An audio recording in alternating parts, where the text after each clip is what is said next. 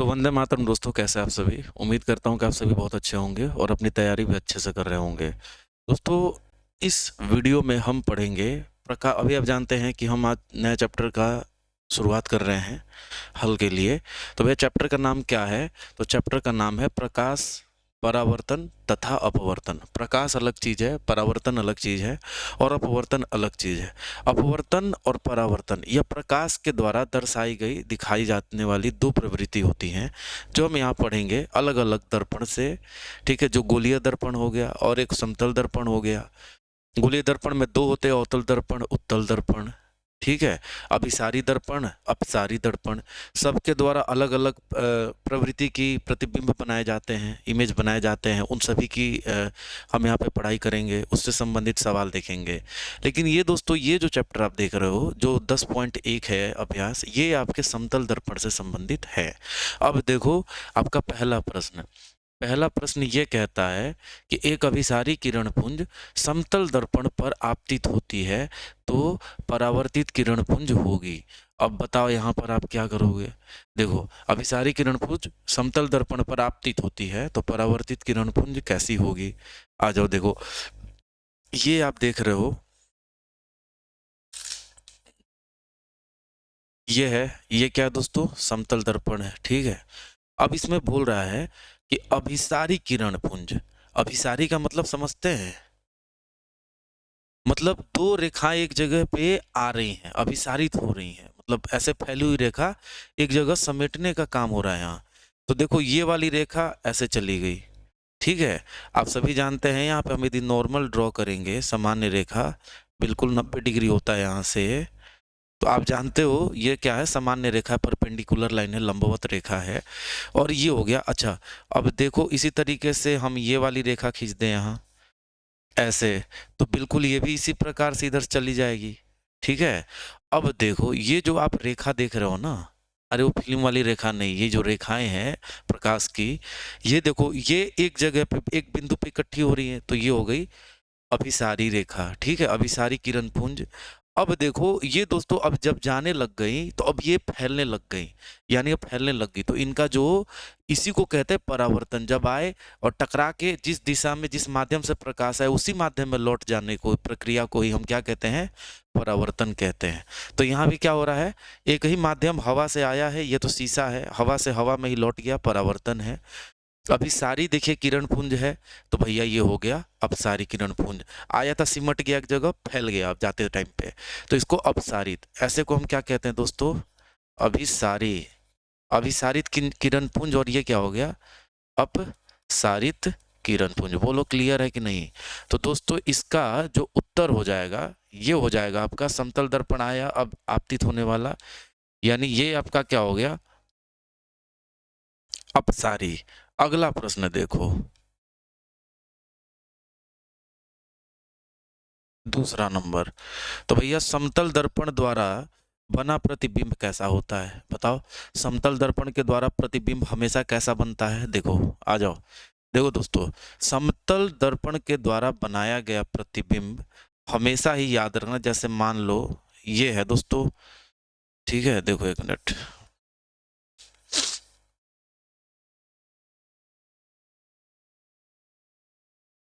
अरे यार एक मिनट यार, देखो समतल दर्पण हो गया ना, ये हो गया समतल दर्पण। यहाँ कोई वस्तु खड़ा हुआ है, ठीक है, एक ऐसे जाएगा, एक ऐसे जाएगा, क्लियर है? तो ये जो लंबवत जाएगा वो तो बिल्कुल ऐसे जाएगा, ठीक है, और ये जो जाएगा ये इस तरीके से, तो इस प्रकार से लौट भी आएगा। ठीक है, लेकिन इसको हम यदि पीछे की ओर करेंगे तो यहाँ जाके काटेगा, और काटने पर इधर जो है प्रतिबिंब बनेगा आपका। ये क्या है दोस्तों? ये याद रखना, ये प्रतिबिंब है। ये क्या है? वस्तु है। तो दर्पण के पीछे बना है, तो दर्पण के पीछे बनने का मतलब है कि ये कैसी है दोस्तों? काल्पनिक है। कैसी है? प्रतिबिंब काल्पनिक है। और ये ऊपर की ओर थी, ऊपर की ओर बनी है, यानी कि यह सीधा भी है। तो भैया इसका उत्तर क्या हो जाएगा? काल्पनिक है तथा सीधा भी है। ठीक है, देखो ये ऑप्शन देखो, वास्तविक है ना, ना वास्तविक का मतलब होता है दर्पण के बिल्कुल सामने बनना, पर ये दर्पण के पीछे बना है। तो उत्तर आपका क्या हो जाएगा, काल्पनिक हो जाएगा। अब देखो यहाँ पे सीधा का ऑप्शन रहता वास्तविक की जगह, तो हम ऑप्शन लगाते बी सी। क्यों? क्योंकि दोनों ही है।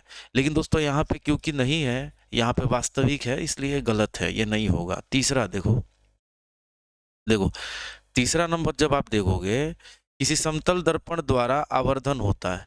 किसी समतल दर्पण के द्वारा आवर्धन कैसा होता है? देखो दोस्तों, जो आप देखोगे आवर्धन का जो सूत्र होता है, तो उसके बारे में मैं बताऊं। देखो, जो आवर्धन होता है ना दोस्तों, देखो जो आवर्धन होता है एम, वो माइनस भी बटा यू होता है। किसके केस में? किसके? देखो दर्पण के केस में क्या होता है, माइनस भी बटा यू होता है। यही लेंस के में देखेंगे तो एम बराबर भी बटा यू होता है, तो ये प्लस में होता है। अच्छा देखो, यही आवर्धन height of image by height of object होता है। मतलब ये आवर्धन का सीधा सा मतलब ये है कि वस्तु से कितना बड़ा इसका जो क्या बोलते हैं, जो प्रतिबिंब बना है वो वस्तु से कितना बड़ा, कितना आवर्धित है, कितना बड़ा है। कि यदि आवर्धन का मान 1/2 आ गया, मतलब ये है कि वस्तु यदि 2 सेंटीमीटर या 2 यूनिट 2 इकाई है, तो उसका प्रतिबिंब 1 इकाई बना है, मतलब उसका बिल्कुल आधा बना है। लेकिन यदि 1 रहे तो मतलब दोनों बराबर है, ये और ये कट जाएगा तभी तो 1 आएगा, मतलब दोनों बराबर बना है। समझ गए? अब दोस्तों आप बताओ कि समतल दर्पण के द्वारा बनाया गया प्रतिबिंब हमेशा कैसा होता है, ये बताओ आप। समतल दर्पण के द्वारा बनाया गया प्रतिबिंब, देखो जैसे मैंने ऊपर अभी बनाया था, देखो जितना बड़ा वस्तु है उतना ही बड़ा प्रतिबिंब। तो एम बराबर में प्रतिबिंब का ऊंचाई मान लो ये x है, तो यह भी x होगा। तो दोस्तों x हो गया प्रतिबिंब का, और वस्तु का बताओ x ही होगा, दोनों बराबर है, कट करके क्या होगा, 1 हो गया। अच्छा ये भी सीधा बना है, हम जानते हैं कि ऊपर की ओर जो भी चीजें होती हैं उनको हम प्लस लेते हैं, और नीचे की ओर जो मतलब नीचे की ओर जो भी चीजें होती हैं उसको हम माइनस लेते हैं। वस्तु भी ऊपर की ओर है, प्रतिबिंब भी ऊपर की ओर है, तो ये भी प्लस ये भी प्लस, यानी ये भी प्लस में था और ये भी प्लस में था। आप जानते हैं इस तरफ की चीजों को हम हमेशा माइनस लेते हैं, इस तरफ की चीजों को हम हमेशा प्लस लेते हैं। दर्पण के सामने बिल्कुल माइनस लेंगे और दर्पण के बिल्कुल पीछे हम प्लस लेंगे। क्लियर है? अब देखो तो दोस्तों ये +1 आया, यानी कि जो समतल दर्पण के द्वारा आवर्धन आपको देखने को मिलेगा वो हमेशा दोस्तों प्लस में दिखने को मिलेगा, प्लस में, यानी +1 देखने को मिलेगा। कमेंट बॉक्स में बताओ ये -1 किसका है, यानी इसका उत्तर क्या है दोस्तों, ए है। अगला देखो 4 नंबर, तो दर्पण के सामने, दर्पण के सामने किसी भी दूरी पर, दर्पण के सामने किसी भी दूरी पर स्थित वायु का प्रतिबिंब सीधा प्रतीत होता है, तो वह दर्पण कैसी दर्पण है बताओ। यदि दर्पण के सामने किसी भी दूरी पर स्थित वायु का, ये वायु नहीं है दोस्तों, वस्तु का है, ये क्या है, वस्तु का है, स्थित वस्तु का प्रतिबिंब सीधा प्रतीत होता है हमेशा। आप जानते हो कि समतल दर्पण इकलौता ऐसा दर्पण है, हालांकि ऐसा नहीं है, यहाँ पे 2 दर्पण हो सकते हैं। देखो आप जानते हो 2 तरीके के दर्पण में हमेशा प्रतिबिंब सीधा बन सकता है। देखो कौन कौन सा, एक तो भैया आप जानते हैं ये तो हो गया समतल, तो समतल में आप किसी भी जगह, यहाँ भी रख लो, यहाँ भी अनंत पे रख लो, कहीं रख लो, तो समतल जो दर्पण आप देख रहे हो ना, समतल दर्पण में हमेशा ही कैसा रहेगा प्रतिबिंब, वो सीधा ही बनेगा। लेकिन दोस्तों इसके बाद आ जाओ गोलीय दर्पण में। गोलीय दर्पण जो होता है आप सभी जानते हैं ये 2 भाग में होता है, एक है दोस्तों अवतल और एक होता है उत्तल। उत्तल, आप जानते हैं कि ये जो अवतल दर्पण है दोस्तों, अवतल दर्पण में हमेशा जो प्रतिबिंब बनता है, ये देखो ये अवतल दर्पण है, ठीक है। इसमें जैसे जैसे आप आगे बढ़ते जाओगे वैसे वैसे प्रतिबिंब इधर बनते जाएगा, जैसे आगे जाओगे ये और बड़ा होते जाएगा, जैसे और आगे जाओगे ये और बड़ा होते जाएगा, और अंत में दोस्तों ये फोकस और पोल के बीच में रखोगे तो ये पीछे की ओर सीधा बनाता है। मतलब ये देखो सारा प्रतिबिंब ये कैसा बना रहा है, उल्टा बना रहा है। लेकिन एक केस है मात्र जिसमें ये ऊपर की ओर बनाता है, यानी सीधा बनाता है, एकमात्र केस है। मतलब सीधा तो दोस्तों यह भी बनाता है, लेकिन प्रश्न क्या कह रहा है, हमेशा सीधा बनाता है, ये अवतल हो गया। उत्तल में देखोगे आप तो देखो उत्तल में भी हमेशा जो प्रतिबिंब है ना, हमेशा दोस्तों याद रखना वो क्या है, ये फोकस पर आया तो ये पोल पे हो गया, ये इधर से आया तो आगे जाएगा। तो ये दोस्तों कट करके, तो कहने का मतलब दोस्तों आप देख रहे हो ना यहाँ पे, ये जो प्रतिबिंब बनता, ये यहाँ नहीं आएगा दोस्तों, ये और आगे तक जाएगा और ये कट के यहाँ प्रतिबिंब बनता है, ठीक है। तो कहने का मतलब ये है कि ये भी जो प्रतिबिंब बनाता है वो भी हमेशा सीधा ही बनाता है। मतलब दो दर्पण ऐसे हैं जो हमेशा सीधा प्रतिबिंब बनाएंगे। समतल दर्पण हमेशा बराबर ऊंचाई का प्रतिबिंब बनाएगा, वस्तु के बिल्कुल बराबर। लेकिन वहीं पर आपका जो उत्तल दर्पण है, उत्तल, वो हमेशा कैसा बनाएगा दोस्तों, हमेशा सीधा तो बनाएगा लेकिन छोटा बनाएगा, एकदम छोटा बनाएगा। लेकिन यहाँ पर दोस्तों छोटा का तो बात किया नहीं है। तो दर्पण के किसी भी स्थित पर रखी वस्तु का प्रतिबिंब सीधा प्रतीत होता है, तो वो समतल भी है और उत्तल भी है। तो वो दोस्तों हम उत्तर में क्या लगा सकते हैं, या तो समतल और उत्तल, ये दोनों हो सकता है। इसलिए आपका उत्तर क्या हो जाएगा, 4 का डी हो जाएगा। क्या हो जाएगा इसका उत्तर, डी। यानी कि यहाँ हम लिख सकते हैं समतल भी हो सकता है या उत्तल भी हो सकता है। प्रकाश की किरणें गमन करती हैं, बताइए प्रकाश की किरणें हमेशा कैसे रेखा में करती हैं गमन। प्रकाश की किरणें दोस्तों याद रखना हमेशा ही सीधी रेखा में गमन करेंगी। इसके दिशा में तभी परिवर्तन आएगा, क्या ऐसे ऐसे ऐसे ऐसे नहीं होने लगेगा, ये जाएगा तो सीधा ही। चाहे इसका माध्यम बदल दो आप, अपवर्तन के केस में माध्यम बदल जाने पर इसका स्पीड घटता है। कमेंट बॉक्स में बताओ कि इसकी स्पीड कितनी है, ठीक है। तो माध्यम बदलते इसका दिशा जरूर बदल जाएगा थोड़ा सा, लेकिन हमेशा याद ना तब भी ये जाएगा सीधा ही। जैसे देखो ये माध्यम चेंज हो गया, यहाँ आया, जाना इसको इधर था लेकिन ये मुड़ गया इधर। तो देखो ये क्या हो रहा है, ये जाना ऐसे था लेकिन ऐसे नहीं जाके इधर मुड़ जरूर गया, लेकिन जा तो सीधा ही रहा है। क्या यहाँ आकर के ऐसे ऐसे ऐसे ऐसे चलने लगा क्या सांप की तरह, बिल्कुल भी नहीं। तो मतलब ये समझ गए होंगे आप, उम्मीद करता हूँ। तो प्रकाश हमेशा ही सीधी रेखा में गमन करती है, इसलिए उत्तर आपका ए हो जाएगा। 6ठा नंबर, प्रकाश के परावर्तन के कितने नियम है, बताइए। प्रकाश के परावर्तन के कितने नियम है, बताइए। प्रकाश के परावर्तन के 2 नियम है, यानी 6 का उत्तर क्या हो जाएगा, बी। कौन कौन सा नियम है, तो आ जाओ देखते हैं दोस्तों। देखो ऐसे ही नहीं कर सकते ना, टाइम पास करने थोड़ी आए आप, पढ़ने अच्छे से। देखो ये है, ये क्या है आप देख लो दोस्तों, ये है आपका प्रकाश समतल दर्पण, ठीक है, ओके। आया, आप जानते हो ये क्या है दोस्तों, ये नॉर्मल है, ये है सामान्य रेखा, सामान्य रेखा। और ये क्या है दोस्तों, इसको हम कहते हैं आपतित किरण, ओके। और दोस्तों ये यहां से आप जानते हो टकरा के बिल्कुल ऐसे निकल जाएगी, मतलब ये आया जैसे वैसे ही लौट गया। अब दोस्तों ये नियम कहता है, ये कैसा किरण है दोस्तों, परावर्तित किरण, ओके।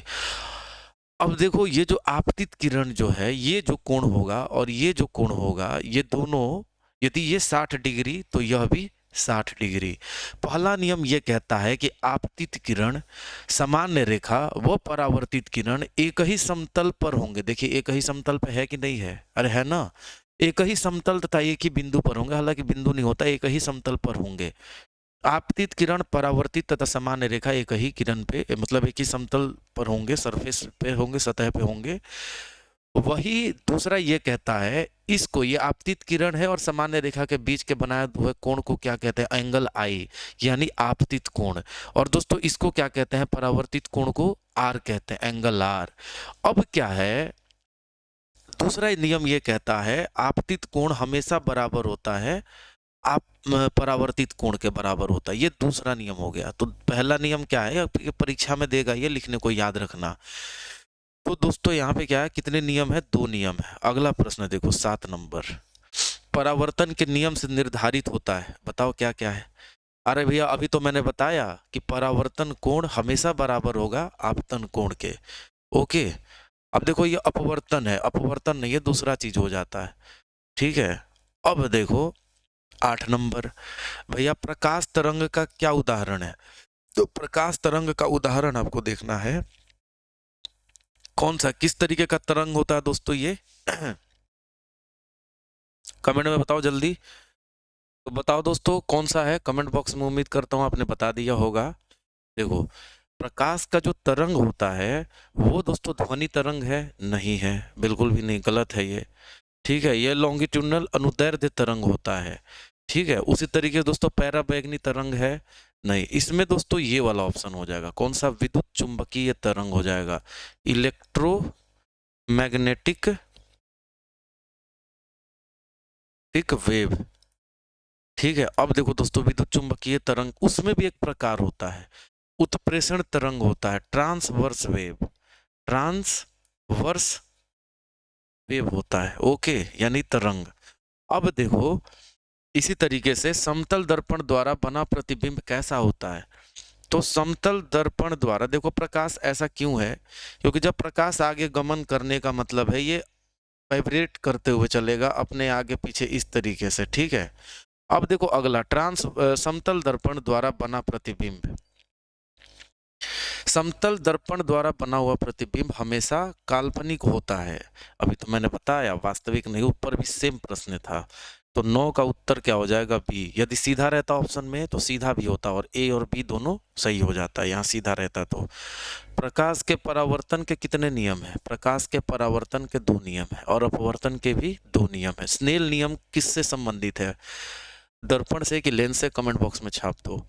एक प्रकाश किरण एक समतल दर्पण पर लंबवत आपतित होती है तो परावर्तन कोण का मान क्या होगा? देखो, यहाँ प्रश्न आप सोचो, ये जो रेखा है इसी पर हम जो है परावर्तित करा दे, इसी पर टॉर्च जला दे, तो क्या ये इधर से निकल जाएगी, इधर से निकल जाएगी? नहीं दोस्तों, ये लौट करके इसी रेखा पे आएगी। आप इस पर परावर्तित आपतित कराएंगे, ये लौट के इसी पर वापिस आ जाएगी।